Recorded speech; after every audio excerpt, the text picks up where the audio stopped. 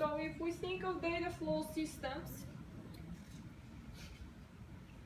as long as the data flow is in one direction only, then we can use this blocking property that we talked about, and then we can allow recovery of tasks rather than having to rerun the code job.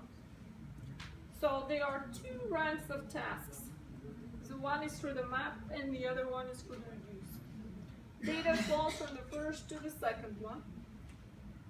We can allow any number of ranks and allow functions other than the map and the reduce if we want to. So what are these systems used for?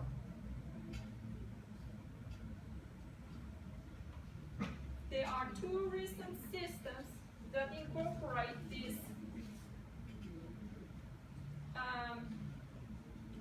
the group and aggregate operator that we have seen, and this is the Spark system and Flink. So these are two new recent systems which use that join and group and aggregate operator that we have seen, that allow for usually faster processing than what MapReduce would allow, especially with acyclic data flow.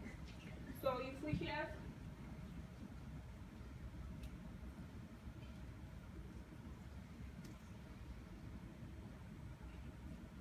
if the flow is in one direction, it's good for the MapReduce. We can recover failed tasks. But if it's not in one direction, if it's in various directions, it's acyclic, then it's hard to recover with the MapReduce, and we have to rerun the code job. With these new systems, they use this group and aggregate operator, and we have a big performance improvement over the MapReduce in the Hadoop MapReduce, because they are able to keep a lot of the data in memory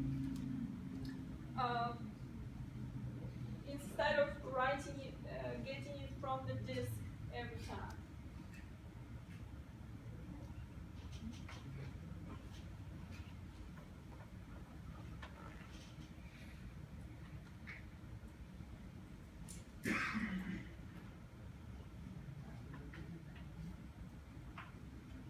Now, about these bulk synchronous systems, if we think of the web of linked documents, then we need to think of a graph model, because we have a bunch of documents that are linked together, and if we're going to be computing these page ranks, then we need to process this graph somehow.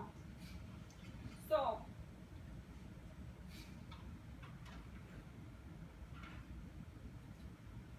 these graph nodes will send messages to each other.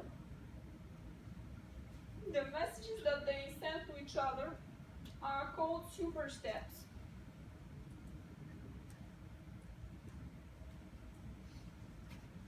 So this way, each node is processing some data that it received. Now, if we're sending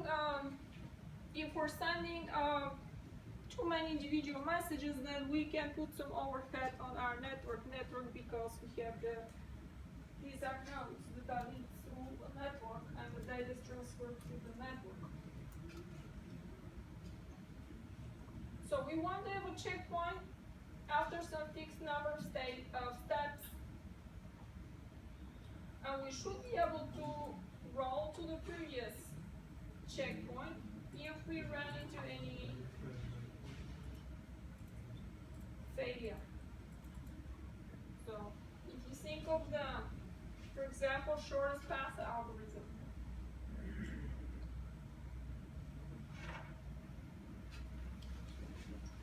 So with the shortest path algorithm, we have a machine that's a router. Let's say that it's computing routes from, let's say the message has to travel from this node to another node that's far away, it has to go through a bunch of nodes in between, and which is the best route to take. So this is our node, and these are the neighbors. And each neighbor will give some information of if the if the message goes through that neighbor, how much time it's gonna take or how much it's gonna cost to get to the destination. So at any given time, each of the neighbors will provide this information to the node.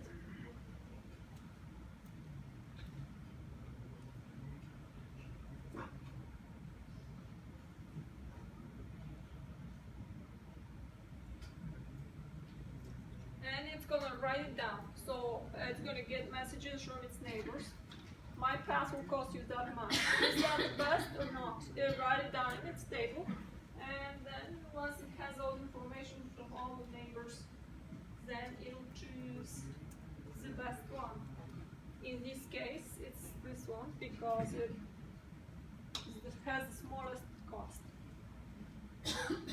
So that's a sort of a graph that it needs to calculate the path to the destination.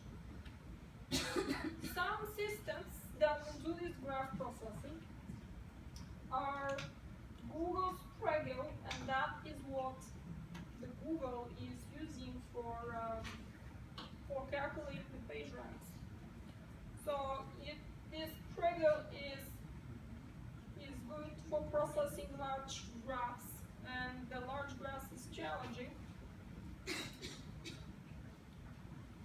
If we are to do the processing distributed over a number of machines, then that raises the probability that some of the nodes might fail. So the Prego keeps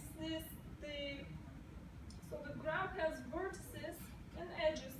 So the Prego will keep the vertices and edges on a machine that performs the computation, and it uses network transfer only for passing of messages. So if we compare it to the MapReduce, then the MapReduce is essentially functional. So expressing a graph algorithm as a MapReduce chain requires passing the state of the entire graph from the mappers to the reducers, and from one stage to the next. So it requires a lot more communication and a general overhead than this Prego system will give us.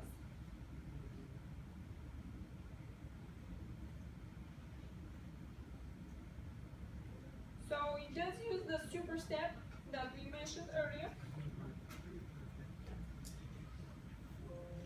So this super step, within each super step, the vertices will calculate in parallel, and each vertex will execute a user-defined function that is the logic of some algorithm.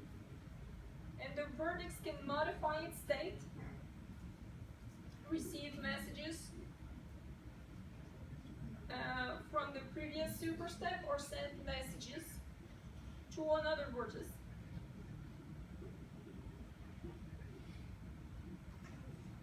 So that's one system that does the graph processing. There is other. There is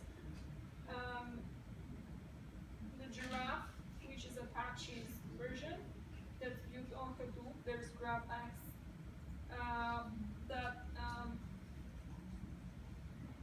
is for Spark, and a Graph Lab. So all of these tools are used for this graph computation. Okay, we will take a 15-minute